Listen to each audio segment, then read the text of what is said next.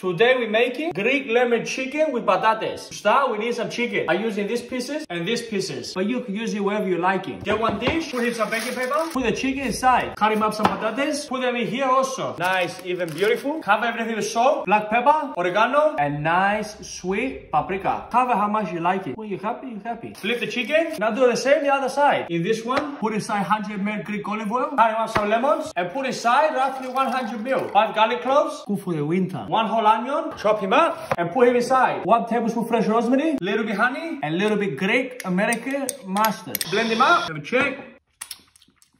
Put half the juice to the top, cover him nicely even. Now flip in the chicken, so the skin the top. Now fix him up, the rest of the juice. Cover him with some wet baking paper, little bit alcohol also. Now do your crust the top, put the oven, 175 degrees Celsius. Take him out after 1.5 hours, undress him. Now put him back and leave him cooking. After another 30 minutes, she's done. Put some chicken in the plate, get some patates and psomaki, and a little bit more juice for the goulash. Rip her, cut him, pick him up. Bloody hot. It's bloody beautiful, mate.